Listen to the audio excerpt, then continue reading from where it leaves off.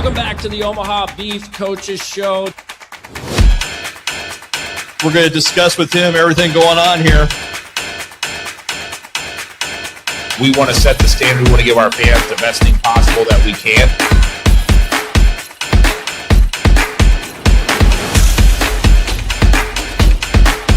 God took me from the Carolina Cobras to the New York Yankees in about 2 days.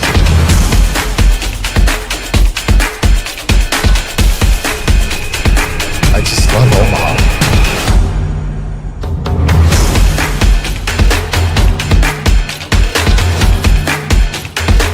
We're going to be here every Monday night, 6 o'clock, GOOSE'S, downtown Pavilion.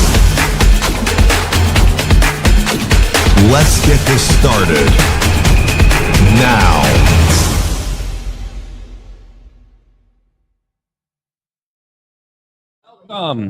You got me up there, DJ K DuB. All right, good evening and welcome to week 6 of the Omaha Beef Coaches Show. Jason Unger sitting alongside my good friend Todd, Walkenhorst, DJ K DuB, of course, producing as he always does. We are live at GOOSE'S Bar and Grill here in Papillion. We've got coaches, we've got players.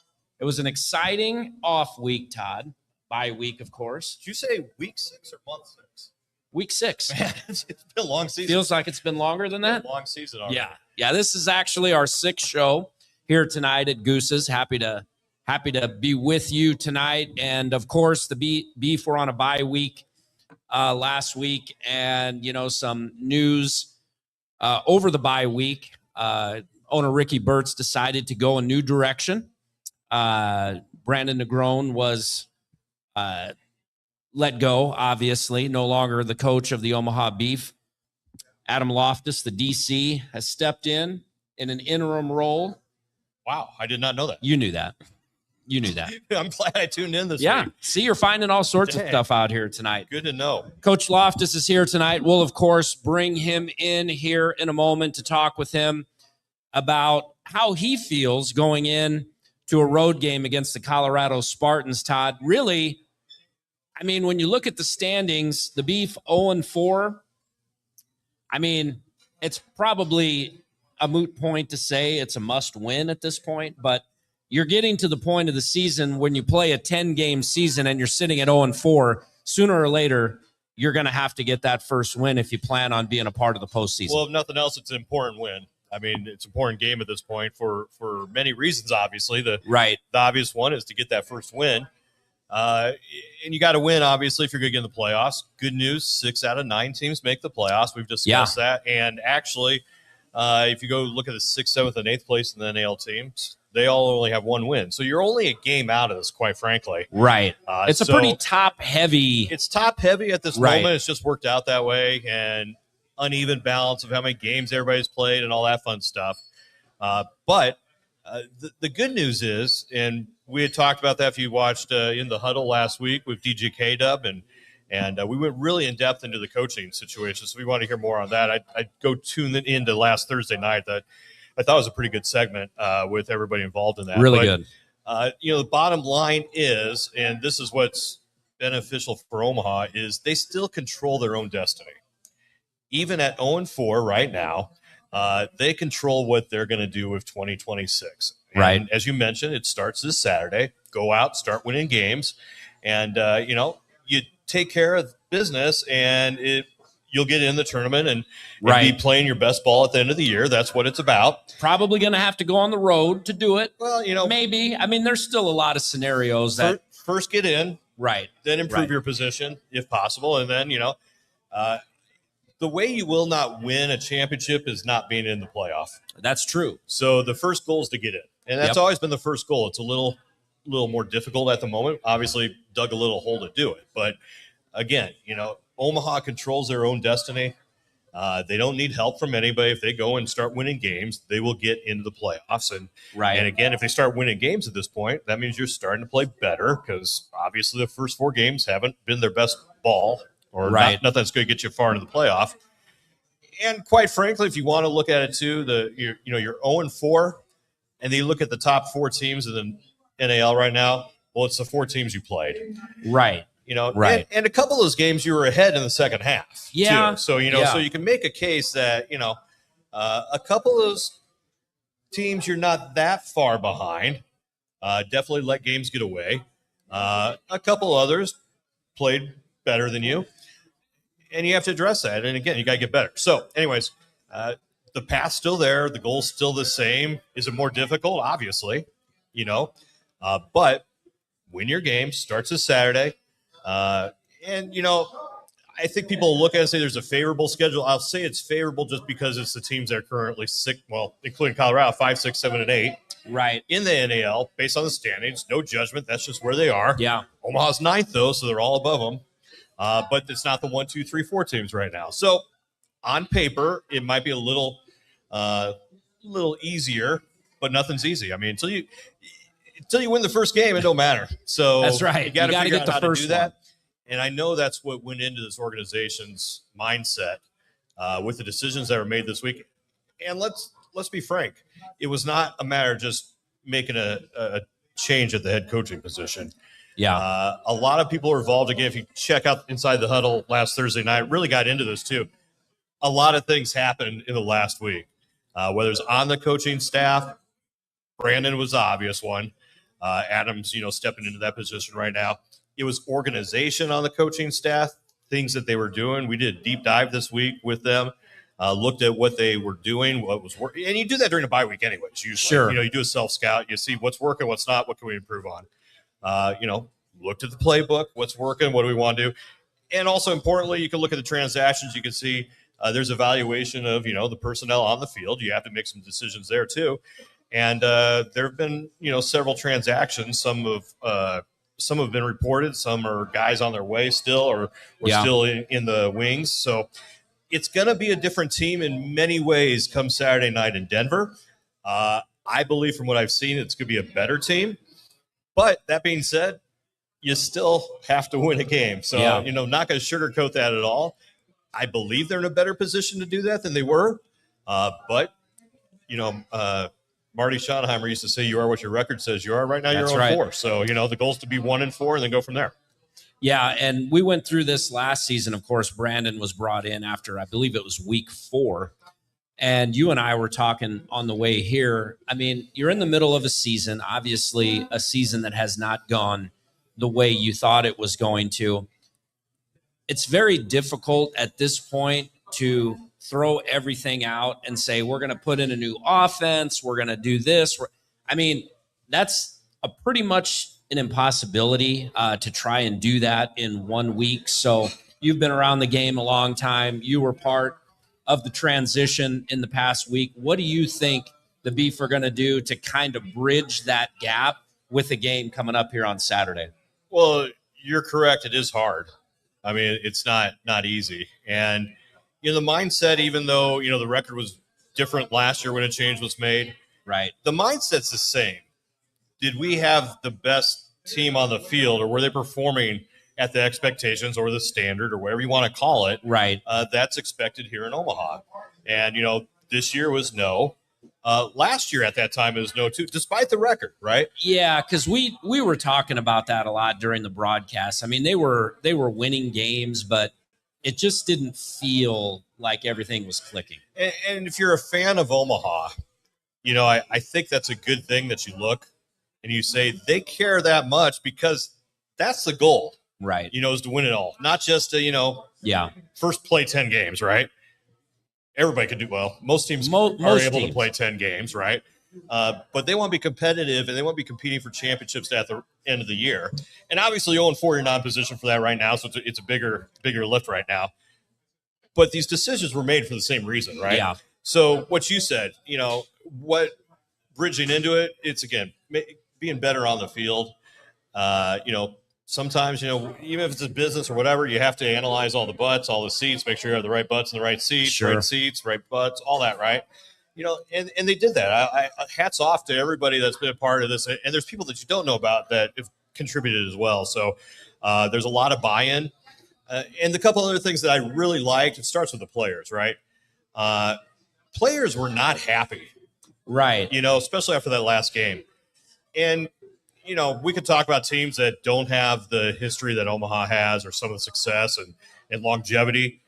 I mean, there's teams that we've seen before that that, we're 0-4, whatever, next game, that's, right. That sucks. Right. That was not the case here. Yeah. For the most part. Players were not happy. Yeah. And that's a great thing to see. The coaches, even Brandon, I mean, he got it. They were not happy with that. Sure. So that's good to see. Obviously, ownership, not happy, right? Front office, not happy. Fans, not happy. Not right. That's for sure. And again, I think that's a benefit for Omaha because, if everybody's content, it's not quite as fun to do. No. Just to go through the motion. So, again, I think you're going to see it with the play calling. They've analyzed the offense. Defense was doing pretty good. Let's just be frank about that. I know some people second guess, but if you go look at the stats, right, that's a squad that was on the field for 38 minutes a game, a long time. Yeah, and I'll show you all the stats. I mean, the stats got worse in the fourth quarter. Yep. And when you're on the field that long, that's going to happen. I mean, it's probably a parallel.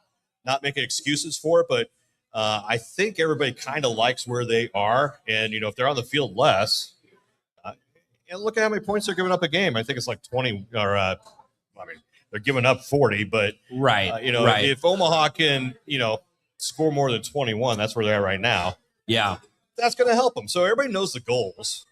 It's been a good week of practice, good week of meetings, continuing as we speak.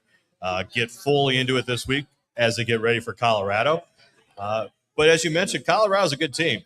Mm-hmm. And they got some athletes on that side of the ball. And every time Omaha's matched up with them over the last couple of years, it's been a game. Yeah. And Omaha's had some pretty good teams that have gone out there. Yeah. And have been fortunate to get the wins at the end of the day. They're going to have to, really put a good effort out there.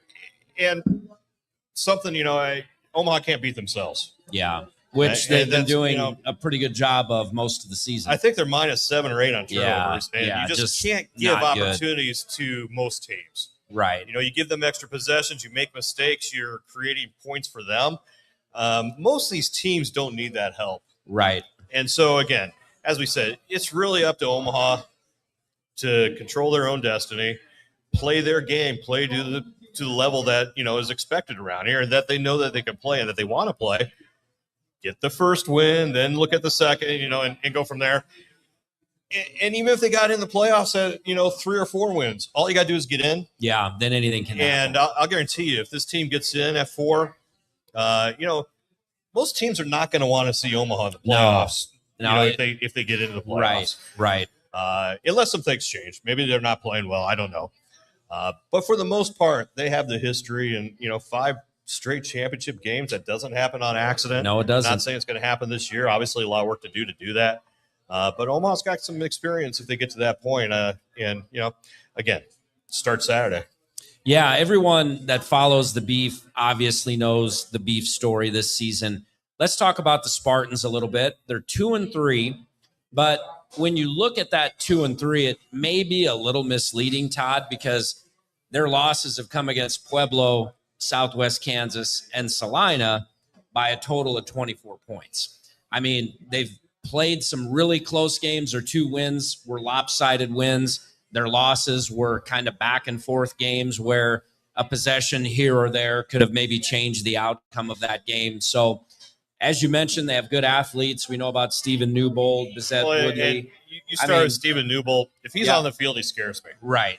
Because he's a guy that if you get the ball to him, period, you better tackle him. You better tackle him fast. Yeah. And he's a playmaker, and he'll make plays. Yeah, and it seems like the games between the Beef and the Spartans the last couple of years, as long as I've been doing it anyway, it seems like they're shootouts. I mean, it feels like they're high-scoring games, and that kind of lends to the way Omaha like to play with Tommy at quarterback, and obviously Colorado with their playmakers. So the first thing, you're going to have to take care of the football. You cannot be, minus in the turnover differential, especially against a team that, can score points. But I think we're looking, at least I am, I'm looking for, possibly a high scoring game. I don't know if that necessarily plays in. I don't think to it the does. Beef's favor. And we'll talk to the coaches and Adam Loftis about that. I mean, until they're going to start another quarterback this week again. You know, so this is 4 quarterbacks in 5 games. So obviously, that's Right. the elephant in the room, right? Yeah. So it's important to get some consistency on offense. I think until that occurs, and maybe it'll occur in the first quarter, that'd be great, right? You find out the first 2-3 drives, you're scoring every time. Right. But I think going into the game, you're not looking for a shootout. You're probably looking to shorten the game up a little bit. Yeah. And then do what you do, right? Complete possessions. I mean, it's not rocket surgery. We all know what you got to do. You got to complete the possessions, you know, minimize mistakes, and then minimize the turnovers. And then I think you're in a better shot. Now, if they get into a shootout, we'll find out, you know, what happens. But I'm going to guess that's not their choice. Right. At least going into it. If it works out for them, I mean, they're not going to shy away from it by any means. But that's probably not the game plan. I think we're smart not to, until you can figure out if you can perform at that level on the offensive side of the ball. Right. You know, and they got good coaches over there too. Fred Shaw's been around. They understand that. Yeah. You know, and I guarantee you they're gonna have their ears pinned back on that defense coming after Omaha, and gonna make them show that they're capable of not turning the ball over, and rightfully so. As surprising as it has been to see the offense turn the ball over as much as they have, with the talent on the defensive side of the ball, Todd, it's also surprising that they haven't created more turnovers. And maybe, you know, a lot of times that kind of evens itself out. You know, over the season, you might get a break here or there. Maybe that is something that's going to play a major role in Saturday's game. Well, it would help, obviously. Yeah. It starts up front, Right. You know, getting some more pressure on the guys, and then helping those DBs back, because you got good players out there. So, you know, whether it's scheme or whatever, I know Adam is working on that with his side of the ball. But the other part of that too, again, we talked about the top 4 teams, and that's who your 4 losses are. You go and you look at the 4 head coaches there; those are very good head coaches too. Yeah, and you know they game plan for that. You know, and they made sure that, you know, what do we do to, you know, put our best team against them? And I think you saw the best effort. And even an 0-3 or 0-2 or where they were going in the game, Omaha still has that target on them, right? Oh, yeah. You know, I mean, nobody's going to let up on this team. No. You know, and if you're down, I mean, they're going to come and start kicking you. I Sure. mean, there's just not, especially Sioux City, right? Yeah. I mean, they have some frustration to let out in that, and they did, and rightfully so. In Salina, you know, they did what Salina does. And what Omaha would do in reverse, I'm sure, as well. But nobody's going to feel sorry for you. Again, it comes down to, you know, Omaha Beef have to play Omaha Beef football, and we've seen it over the years. It's tough on the defensive side of the ball. You know, get that offense humming. Obviously, it's not where they want right now, but adjustments have been made. And, you know, defense keeps them in the game. Offense finds their footing. You know, things will start, you know, you get that first win, and then you need the momentum. Let's be honest. You know, you go 1-4, turnovers, everything, you start lacking confidence too, right? Well, you got to get the confidence back. How do you do that? Performing on the field. It's that easy. Yeah. Saturday, 8 o'clock Central Time, kickoff from Denver. Oh my gosh, Coliseum. that's later. Yeah. Yeah. Past my bedtime. You'll be on the call. I won't be making the trip with you this week. I've got a couple prior commitments that I have to attend to, but Todd will be calling the game. There's multiple ways you can check it out. We'll get more into that as the Omaha Beef Coaches Show continues here tonight. We are live from GOOSE'S Bar and Grill in Papillion. If you're in the neighborhood, stop on down. We've got a full house here tonight. We're going to take a quick break, and we will be back with the new head coach of the Omaha Beef, Adam Loftis. We'll be back after this short break. Omaha Beef Football! Prime dancers, rump roasters, slaughterhouse, are you ready? DJ next one. You ready? 3, 2, 1, go! Welcome to the Orange Kingdom. Yeah. Orange Kingdom. Welcome to the Orange Kingdom. Yeah. Orange Kingdom. Welcome to the slaughterhouse where we run it. Yeah, we really want it. Beef Mason gun, I'm shaking. Got a ring and we flown it. Prime dancers be on it. I bet the competition's no opposition. We come to take and we done it. Ricky is the chief saying, let's go beef. Welcome to the Orange Kingdom. Yeah. Orange Kingdom. Welcome to the Orange Kingdom. Yeah. Orange Kingdom. Welcome to the Major Black, about to win this. Defense stays on attack. You on a hit list. Spiking, blocking, and dumping, jumping out the gymnasium. You want to see the best leaders at the Beef Stadium. Yeah. Orange Kingdom. Welcome to the Orange Kingdom. Let's go, Beef. Orange Kingdom. Slaughterhouse. Orange Kingdom. Prime dancers. Orange Kingdom. Let's roll, baby. Welcome back to Goose's Bar and Grill in downtown Papillion. It's week 6 of the Omaha Beef Coaches Show, and it is that time, the coaches segment. It's time to welcome the new head coach of the Omaha Beef, Adam Loftis, to the program. Coach, it's a pleasure to have you. I know you're not used to sitting in the chair, so we promise we'll make this easy on you. Just talk about... He didn't get any of this right. I mean, the old coach, he went 0-4, but used to bring me a drink. So we already discussed that, so we're going to work him in. We're going to get it right. We're working out a few kinks here. Well, next week, by we'll next go week, much I more won't be here next smoothly week, when but you're not here. So trust me. But Coach, just talk about what the week has been for you. Obviously, an off week for the team, but what has it been for you? I'm sure it's been a roller coaster ride in some sorts. It's been very busy. I've probably been on my phone more this last week than I have in like the whole year so far. Right. But just getting in touch with players, doing some recruiting, meeting with coaches, trying to get practice plans. Oh, sorry. You pretend you really I'm like sorry. him. I'm sorry. There you go. He's got it. Getting practice plans, kind of figured out adjustments that we want to make moving forward. And then, we have a road trip coming up, so make sure we get, travel and stuff. Sure. Like that as well. Logistics, I'm sure, for you have changed a lot, probably. Talk about the adjustments that you're going to have to make moving from the DC to the head coach. Well, or are we still kind of sorting through some of that stuff? We're sorting through some of it. We'll kind of get a feel more during practice this week. But sure. We will – I'm going to have to pay a little more attention to offense. Yeah. It was kind of nice when I only had to worry about defense, so I just get them coached up. So just paying a little bit more attention to some of those in-game situations, when to kick a field goal for sure, when to go for it, when to use a timeout, see if we can steal possessions at the end of the half. We can always get a 2-for-1 swing, score at the end of the half and then get the ball back. So just little things like that. I was kind of doing it, like kind of paying attention before, but now I'm really going to have to really go all in. Right. And that's a lot, somebody who isn't involved with the day-to-day and being a part of an actual game situation might not realize that.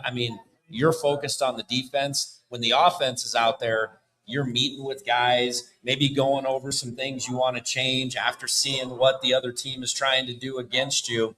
And now, that's going to be a little bit different for you. You'll probably spend this week kind of going through what that's going to look like on Saturday. Yeah, we're going to have so one of the things we want to do in practice is go over situations, like have situations competitions. So when, there's a minute to go in the first half, and when we have one timeout, we're trying to get a score, make sure we get a score but leave as little time for the other team to score going back. Or same thing on defense. If we can stop them, get the ball back to the offense real quick for some time, and then at least get 3 to 6 points. Yeah. So we're going to go over some of those situations, look at some situations we've had already this season, end of half, end of game, end of quarter and stuff, and see if we can't start turning those little things around that, if we can take 3 off the board for them and get 6 for us, then we just got a 9-point swing. Right. First off, congratulations. Thank you. I guess. Second off, we talked about Thursday night actually on the podcast with K DuB. Getting an interim head coaching position is like really, it's a difficult assignment. It's thankless on top of it because it's just like, okay, things aren't going well, just come in. It's 0-4, now make it work. Thanks. It's that simple, right? As everybody probably knows, just making the change doesn't fix things. Talk about the mindset, though, going into that. And I know you've met with the team a couple times now. Just the mindset of the players, the chemistry, and what's the first thing you told them when, this change occurred? Well, I told them, I was like, guys, let's get this thing rolling. Like 0-4 is not ideal for anybody. The guys we have here want to be here and they want to fix it. There's no lack of desire and no give up. They all want to fix it. And players are saying, Coach, if you need me to play something else or play a different position, or if you want me to go to the other side of the ball, I will. So like I said, there's no lack of desire, which is fantastic. We're going to, move some guys around, find out, what they can't do. Only being able to suit up 21, one guy goes down in the middle of the game, all of a sudden you have to start shifting pieces around. So we just want to be able to be ready for those situations. Yeah, I think we talked about the other night. I believe you're the only coach that's been part of all 5 of these championship games, have all 3 of the championships that's currently on the staff. That experience in itself, and then the coaches that you got to work for, especially on your side of the ball, including like Marvin Jones and James Kerwin and guys like that, have been around this business for a long time. What'd you take from them? Obviously, we're already seeing it in the defense, but now taking that next step going forward, what do you take from that to prepare you for what we're going to do here for the next 6 games? Well, I've talked to Coach Jones. I've talked to Coach Kerwin, talked to Kaiser, talked to a bunch of them, talked to Coach Taylor. Kaiser, I didn't even mention him. Yep. So they say you've been around it. You know what it should look like. You obviously have a vision for what you want your team, to be, the atmosphere around it, practices, stuff like that. So that's just stuff I want to, like I said, we're going to incorporate some of that into practices, just the mindset of some of those teams I've been a part of and get them moving forward. But yes, I've been very, very fortunate to work for some of the coaches I have. And because I do owe you a tough question off the bat, what did you see that needed to be changed, immediately? What did you come in and tell the staff, the players, whatever? Here's something we do need to do differently going forward. Just that physical mindset and just confidence. You could tell there's sometimes we just weren't confident on the field, or it just didn't look. Guys looked unsure, or sometimes I think guys weren't playing quite as fast as they could, or like a little hesitation. So I just we got to have some go-to plays in the run game and the pass game. And just like on defense, we know certain coverages we're like good to go in, just to let them play fast. Obviously there's a reason we recruited who we recruited here. So we got to let them throw it, let them catch it, let them run the ball. So get the ball to your playmakers when you need to, or put your guys in a successful position. Just that confidence, I think, moving forward. So, when your back's up against the wall, it's like, hey guys, we got this. Like we've been in this situation before. In 2021, I think we started 0-3 or 1-2. So 0-2 and then 1-4 or something. Yeah. So we've been in difficult situations before and have been able to come out of it. It's just I'm not saying one game at a time. It's one practice at a time. Our focus is on Tuesday right now, and that is it. Yeah. You talked about being in successful situations, and Todd and I talk a lot about it during the broadcast. The offense has put the defense in some tough situations this year. Obviously, you're giving up 41 points a game. A lot of those points come in the fourth quarter after your guys, have been on the field for a long time. I think they were on the field for 38 minutes against Sioux City. You only give up 26 points. I see the defense the last couple of games trending in the right direction. I mean, you obviously have some really talented guys on that side of the football. What are a couple of things that are standing in the way from your defense becoming the defense that you thought they could be at the start of the season? So we've been in position. Right. We've had a chance. Sioux City, we had a chance, I think, at 2 interceptions that we just missed. Yeah. And we're so we've got to start turning some of those, that's a good play breaking up a pass, but we got to start turning those good plays into great plays. Right. And you're in position, make a play now. And I can't do it for you. We've coached you the scheme. You're in the right spot. You're doing everything right. Now it's just make the play. Right.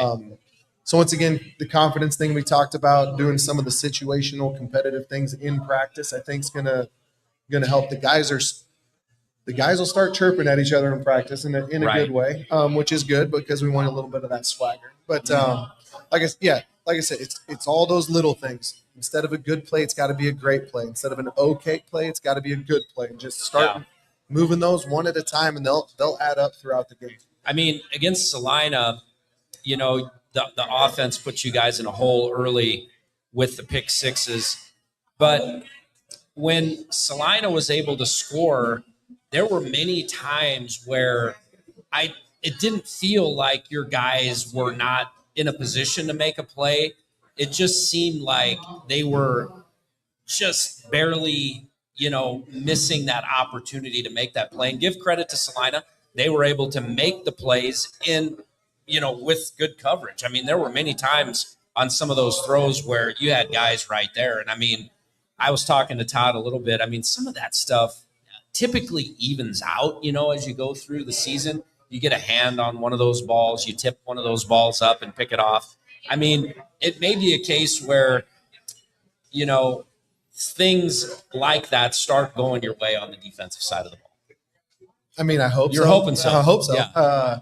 But so situations like that, if you're not going to pick it, knock it down or knock it out of bounds. But if you're going to pick it. Right. Rather than letting him have a shot at it or take it away from your hands. So, once again, it was a good play. Could have been a great play. Mm-hmm. You're in position. If you're not going to pick it, make sure he's not going to catch it. So whether we, like I said, knock it down, live to play another day, or, you know, tip it up out of bounds or something like that. Are you following the WNBA draft tonight? No. Okay. I mean, James and I are big fans, so I was just wondering. But talk about going into this week. You have two things going on. One, you have to get a team together that some of the pieces at key positions, you know, are new, obviously.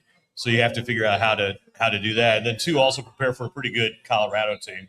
What's your focus? What's the game plan and preparation this week for that? So the plan is Tuesday right now, and that's it. I understand we're traveling, and they're a very good team. Colorado's always played us tough, especially last year. We played them 3 times last year, and each one was pretty close. The playoff game, that was highlights all over the place. Yeah. They're very well coached. They're going to be a hard physical team, so I want to make sure we're. Newbolt's a great player. Worthy's going to be, you know, getting the jump ball and stuff, and Rosario's very athletic as well. And they have Hammond on the D line, so very, very good team. But we got to fix us first and make sure we're taking care of what we need to. So like I said, right now it's going to be practice Tuesday. We're going to watch some film after this and get everything lined up, so we're good to go for Tuesday.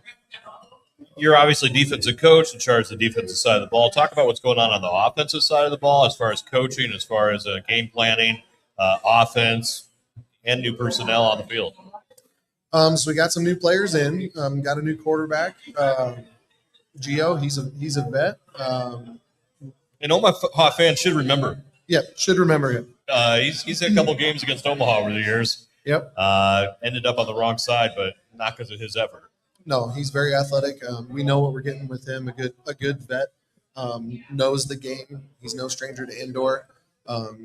Coach Kane, CJ, he's been getting meetings together with the offense, making sure we're implementing what we implement, making sure we've cleaned up some of the routes and stuff on offense and some of the blocking schemes. We're going to get back to some of the things we did in camp that looked really good that we kind of got away from.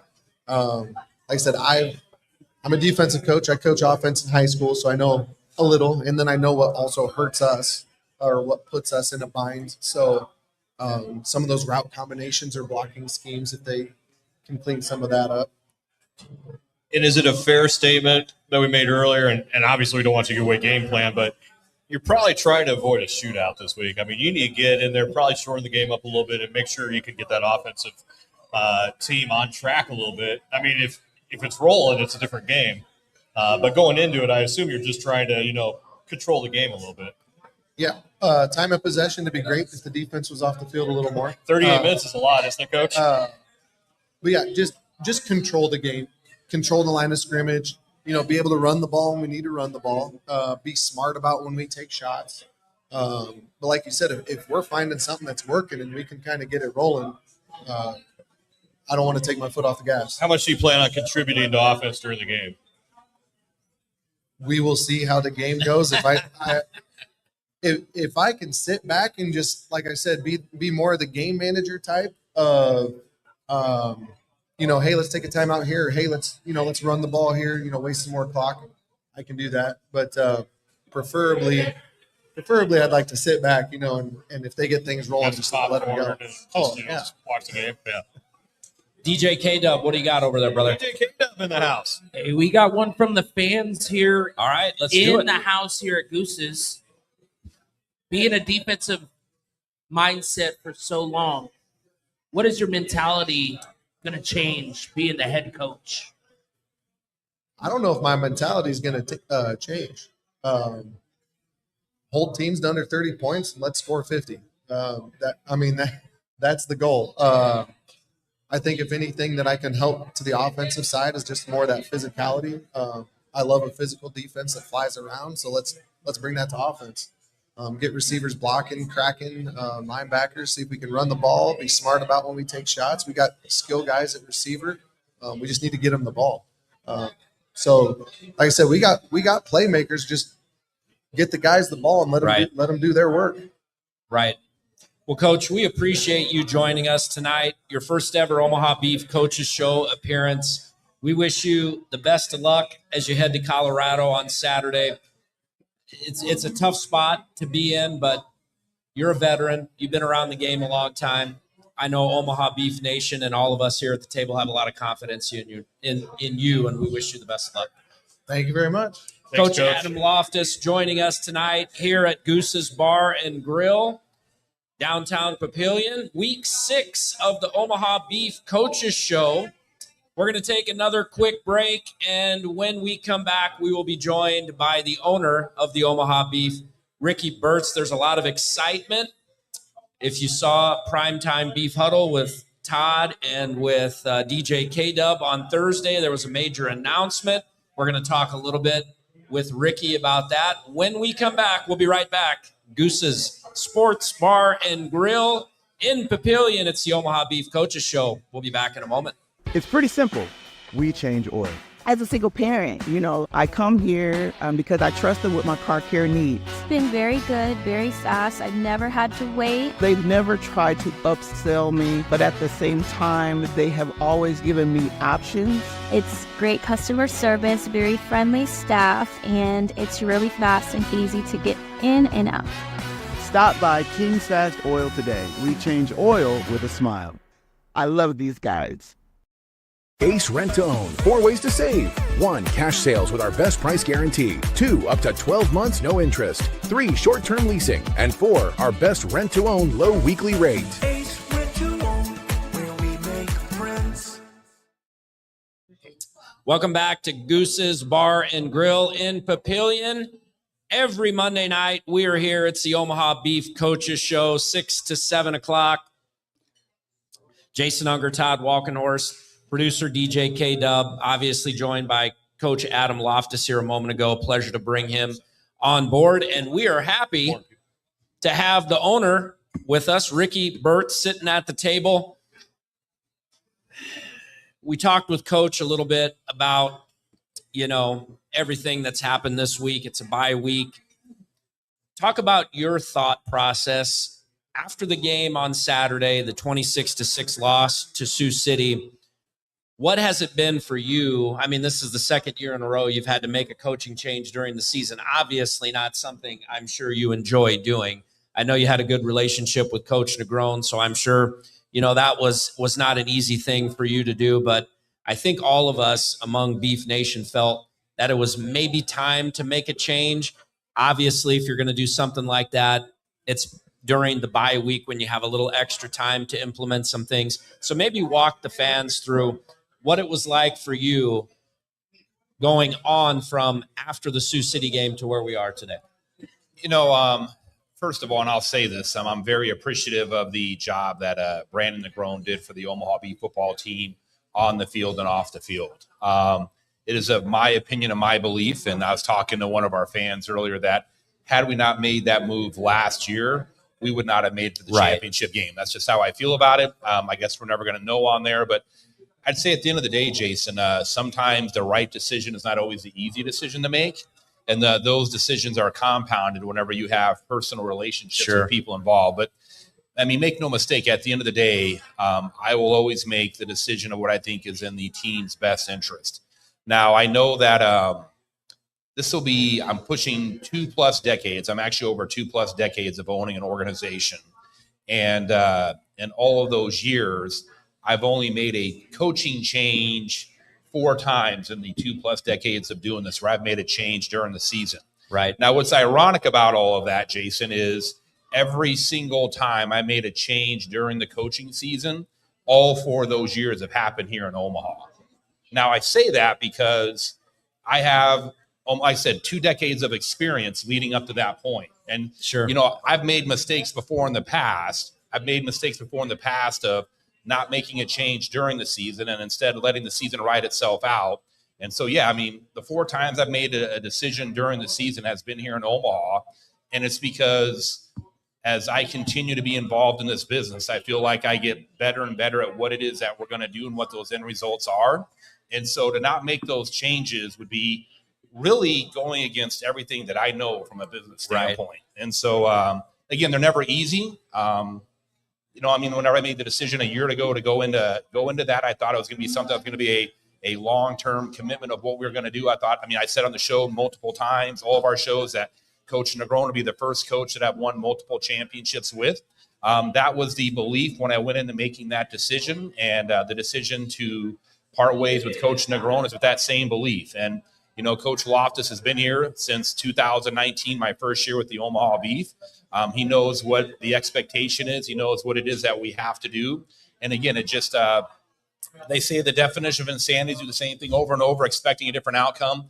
I will not make insane decisions. Right. Unfortunately, I just feel like where I expected us to be at versus where we were versus where we could end up at the end of the year, those things did not line up. And so regardless of whatever those dynamics look like, I was kind of forced with the conclusion that's the decision we have to make. And so, look, I mean, it is what it is. And like, I know that the players have rallied around Coach Loftis. Todd has talked about it. I believe we are a better team today than what we were a week ago with additions coming on in. I mean, we have 2 quarterbacks. We have Giovanni Sanders, who led the NAL in passing yards last year. Mm-hmm. We have Shaq Anderson, who just got in here today. Shaq won a championship with Omaha. We have additional pieces that we are implementing into the football talent pool for the roster. And again, I believe that at the end of the day, we still have the ability to accomplish all the goals that we set out when the season started. Now, I don't think anybody anticipated us being 0-4. I certainly didn't. I don't think anybody else did. But we still have the ability to accomplish the goals, the expectations for the 2026 season. And I feel that unless a change was made, we would not have an opportunity for doing that. So, So day number 1 of the, I'll call it 2026 2.0, starts this week of us coming off the bye week. So this change is a little different, though. The other ones, you were, in a winning position at the time, and you felt like, and correct me if I'm wrong, but you felt like you didn't have what you needed to do to win the championship. That's why you made those changes. Obviously, you don't feel like you're in a position to win a championship at the moment, or you weren't a week ago.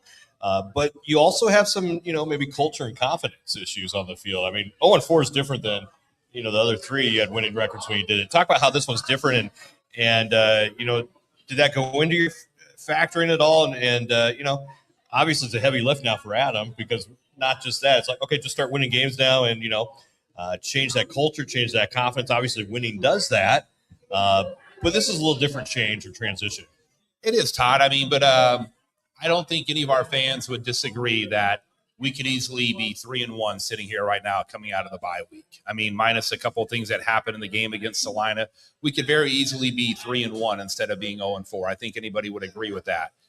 However, this is a game of inches, and it is really truly amazing how much 1 or 2 plays here or there can make a difference for you. So if it's small things here, this is not a small change that we made. This is actually a monumental large change. Like you said, Todd, this has never happened with us not having a winning record from making that change. And again, like I said, I believe that Coach Negron and the coaches working together, they're they were putting in their best effort for that. But unfortunately, we just weren't where we needed to be at. And I think that sometimes you make changes that are small. Sometimes you make changes that are big. But again, like I said, I'll continue to say it. I have every belief that the changes that we made are going to put us in position. I mean, 8-4 is the worst record I've ever had. And so we have 4 losses right now. And so, I mean, again, I'm not going to say what's going to happen. I mean, I am extremely confident going into the game this weekend. But let's make no mistake about it. I mean, Colorado is a tough opponent. Coach Shaw has given us everything we can handle for the last several years. I'm not expecting anything different on there, but I'm not expecting anything different from him. But I have a different expectation of what I'm expecting out of us coming into this game versus where we would have been without some of these changes being made. Go ahead. Yeah, for sure. I cut you off yeah, on the last one there. So, you mentioned Coach Loftis, Ricky, a veteran, obviously, with the beef program. You mentioned it here since 2019. What are the characteristics that you see in him that you feel confident in turning the keys over to him as the new head coach? Jason, I know you've been calling the games for a couple years. Todd, a little bit longer. Kendall, about the same timeline. Have you guys ever seen Coach Loftis ever rattle during the game? Have you ever seen him? I mean, I know he'll talk to the officials and everything else, but during the game, I've seen him dumbfounded. Well, it usually involves an official. That's a different dynamic. He's he is very composed and even, which is important because you're going to go through ups and downs, and you don't want to have that guy that's flying. I mean, he really does keep a pretty even keel when he's out on the field. I think he's almost sedated at times, to be honest with you. You have to wake him up sometimes over there. And look, we had we'll talk about the Hall of Fame here in just a second. Yeah. We had a player that we announced in the Hall of Fame that, don't get me wrong, he would get fired up after a touchdown or whatever. But I think if you ask anybody that was around the Omaha Beef the last 2 seasons, and they asked you about Tommy Armstrong and how Tommy Armstrong composed and carried himself, they would always tell you that Tommy was very even keeled. Right. Tommy was always just, we got this. He was always focused. He was on the next play and everything else. And so I see a lot of qualities and characteristics from Coach Loftis that I do see with our latest Hall of Fame inductee as well. And I think that that's going to just probably resonate with the football team a little bit differently. And I'm expecting those differences to have a more positive outcome on the win-loss record for us as well. For sure. Well, since it's there, let's transition. You guys made an announcement last week. I don't know if you caught this, Jason, but they announced last week. First off, they have a show on Thursday night. They call me up and they say, "Hey, we're going to make an announcement of a new member of the Ring of Honor. We'd like you to come on." I don't know. I guess I jumped some conclusions. Right. The silhouettes match, right? The silhouettes match. It kind of looks like me, whatever. I mean, they obviously didn't put a lot of time in the silhouette, whatever. But no, in all seriousness, if you haven't heard by now, not overdue because it just happened, but no more than deserving. Tommy Armstrong will be inducted in the 2026 class of the Ring of Honor, the Beef Hall of Fame. And Ricky, if people saw it on Thursday, and if you want to know more about the coaching change or the Ring of Honor, go back. That's probably one of the – can I say one of the better shows? I thought that was a pretty good episode. K-Dub. I mean, honestly, that show just gets better and better every week. So I'm not mad at it. The last one's the best one. But I think the last one was the best one, though, Todd, because of who he had on the show with him. I thought so. It was pretty good. I mean, I don't know. My co-hosts were the best. Got a lot of good comments about that. But anyways, if you want to see any of that in more depth, go check it out. I encourage you to do that. But talk about bringing Tommy Armstrong in. We've only got 12 more minutes. I know you could use it all on him, but it's going to be a great night. Absolutely. So, again, Tommy, incredibly deserving, not only what Tommy did on the football field, off the field, what Tommy means to the state of Nebraska. Everybody that we put in our Hall of Fame is so incredibly deserving. We actually have 2 Hall of Fame inductees here with Pat Kinnison that is joining us, and we have Keith Tucker over here as well that's in our Hall of Fame. Anytime we start talking about that, you start talking about a very special elite group of individuals and what they mean to the organization. Tommy is no different. He's going to be here in person. We've actually got some stuff set up with a partnership through Herdad as well, with the Tommy Armstrong merchandise line that I know sales are going great off of that. We've got some events we're going to be playing with Tommy that day as well. But on top of all that, though, Todd, we have some additional members that we will continue to trickle out and announce over the coming weeks. There's still a chance. There is still a chance. I tell you, we will go back to the Dumb and Dumber scene whenever she's talking about you got a chance and the 1 in a million and everything else. But do you have to retire, though? Like, do you have to retire to be a part of that? I mean, we got rump roasters are still here, so I don't know. He's a retired rump roaster. I mean, I always said he's a retired rump roaster. He's in a whole different position. I thought he had to be dead was the criteria. I think I've said that before. But so what are you saying about with Tommy now? Are you wishing But something they're on rump Tommy? roasters, not players. We got Pat and everybody else. I mean, where Rump roasters. I think you thought wrong on that one. Apparently. But no, again, we've got some other individuals that we'll be announcing in the coming weeks that are incredibly deserving and, again, have been the foundation of what we are today as an organization as well. And so, again, just excited for that. And what night is that for everybody? That is going to be on the final game of the regular season, May 23rd, with us taking on the Colorado Spartans. It'll be a heck of a game, but, again, a very special night for the Omaha Beef football team. There may be playoff implications to that game, by the way. Yeah, I will say this. There will be playoff implications on that game. There will be playoff implications. Get those tickets now. Yes. Yeah, OmahaBeefFootball.com. You can go online, get tickets May 23rd, Ring of Honor. The last regular season home game for the Omaha Beef. So implications on the line, obviously, Saturday. We want to get that first win. I feel like more than ever, I feel like there's more confidence, at the table here tonight that we're going to get that first win than we've had so far this season. So we're rooting for you, Ricky. We appreciate everything you do. As I say, you're the hardest working man in the business. I say it every week. The Beef are lucky to have you in the position where you are.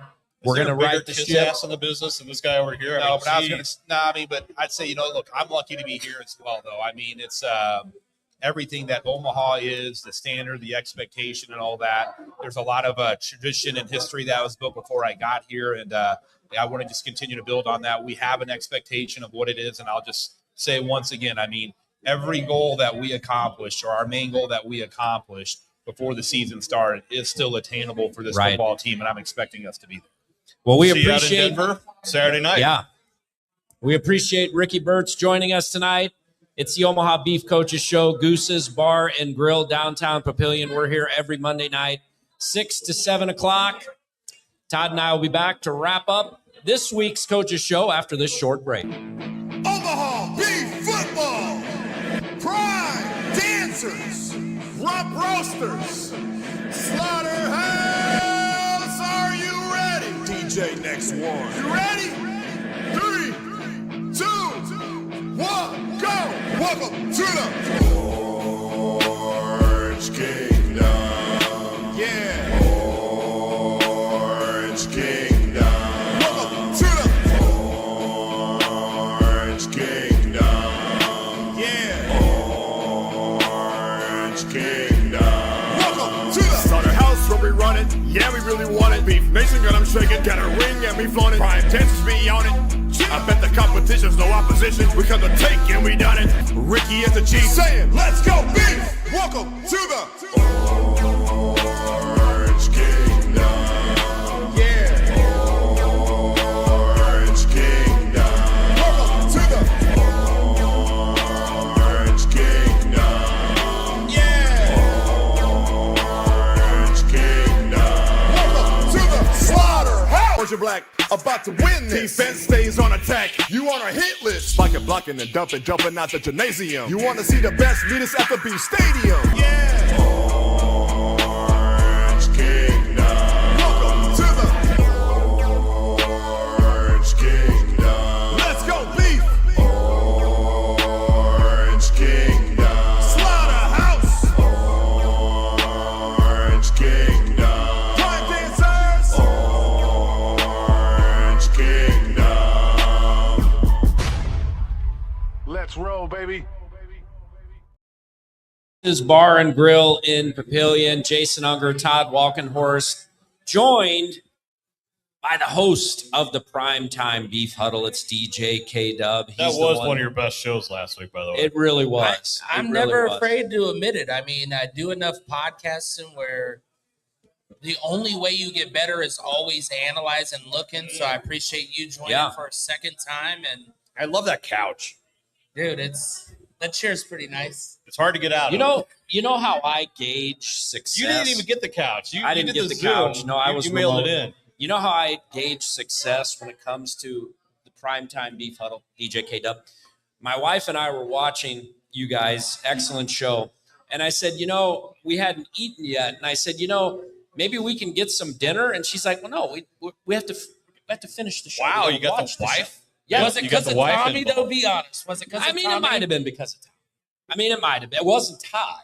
I'm telling you. Right. I want to tell you, that was an honor to be able to do that. My relationship with Tommy grew, of course, the 2 years that I got to spend getting to know him. And if you were at a after party, you might have learned or known that someone thought I was his wife's brother. Okay. So I called him my brother-in-law from here on out. And we're good like that. And he's totally different than I think the picture that some people might have of him prior to where he is today. And he talks about it. He knows how he's matured and grown, and he's a family man now. And it was just an honor to do that for the Omaha Beef, but also for a former Husker. Someone you looked up to. Let's talk a little bit. Omaha was off last week, so let's reset the social calendar. Right. For plans for the rest of the week. Omaha back in action. It's Saturday night. This is a road game, which means that there'll be a watch party. You'll be hosting that. That's going to be 7 p.m. at Hurdat Sports Bar and Grill, and we greatly appreciate everything they've done. 7 o'clock, we'll be there starting with music, pregame, get you ready for the game. 8 o'clock, the biggest thing that I always want to stress, and I know the people that were in attendance, we greatly appreciate you, the uncontrollables, the connection with the game and stuff like that. Those are just things we can't control. We're going to do the best that we can. And our thing is, of course, we're giving away swag and making sure that you're rooting for the Beef. 3 other options to catch that game. You can jump in your car, Southwest, man. You can fly right to Denver on Saturday, catch that game at the Denver Coliseum. Also, the National Radio League Network, apparently, is a thing, and you can pay money, watch that game if you don't want to go out to Hurdat. Or you could catch it, remember the radio broadcasts are on Bluffs Country 106.5 on the FMs or on bluffscountry.com, which is their radio app. I'll be out there calling that game on Saturday. We'll see what happens after that. Looking for a victory. Either way, back here at GOOSE'S on Monday night, next Monday night, 6 o'clock. Can he say that?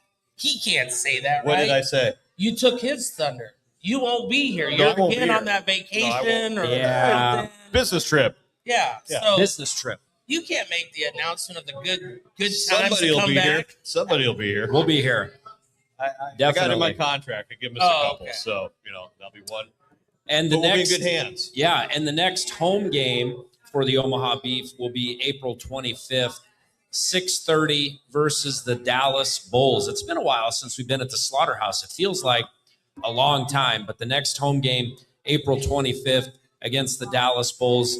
You can get tickets at beeffootball.com. 6 Saturdays in a row now to finish it off. No more bye weeks. No more bye weeks. In business all the next 6 weeks.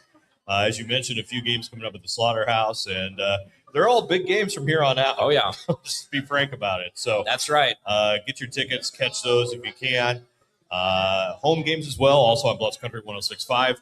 Updates, Beef Minutes. So hopefully people are hearing those. Those are across the Bluffs Country Boomer Radio Network, Monday, Wednesday, and Friday during morning drive time. We get you caught up on what's going on with Omaha Beef. So many ways to catch it. And then, of course, Primetime Huddle on Thursday nights. If you just still haven't had enough, come Thursday, you're ready for the game. Get ready on Saturday. I know I was going to ask you, but you haven't planned this week's show yet, have you? Well, I mean, you see how things go. You know, like, it's fluid. Hey, we have it's very something, fluid. and I like it like that. So you have not planned it? No, except for there will be a show. There will be There a show. should be a show. There should be a show. Not even there will be a show. There should be a show. Should be. I like that. Hold Hedge on. your bets. Things have changed. My contacts have changed. I got to make sure I have all my ducks in a row, and everybody's lined up. But we'll always You have will something not put to a do. show out unless it's ready. Unless it's ready to go. We don't have Gotta nothing. like that. Okay. Well, look at that. That's an hour. That was a challenge. Every week, it's like, can we fill an hour? And I'm like, wow. I think we can. Not I a hope problem. so. We did again. That's Congrats. right. That's right. For Todd Walkenhorst, for DJ K DuB, of course, the new Omaha Beef head coach, Adam Loftis. Thank you, Ricky Burtz, for joining us as well tonight. We always have a great time. Goose's Bar and Grill, downtown Papillion. We're here every Monday night, 6 to 7 o'clock. Beef at Colorado, 8 o'clock Central Time, 7 o'clock Mountain Time. Make sure you follow along. As Todd mentioned, there's many ways to tune into the game this Saturday. It's an important one for the Beef. They obviously need a win. So hopefully the Beef can get a win this weekend. Then they'll be back home, as I mentioned, April 25th, 6:30 against the Dallas Bulls. For everyone involved with the show, I'm Jason Unger. Thanks for my good friend Todd Walkenhorst. It's the Omaha Beef Coaches Show at Goose's Bar and Grill. And as we always end the program, go Beef.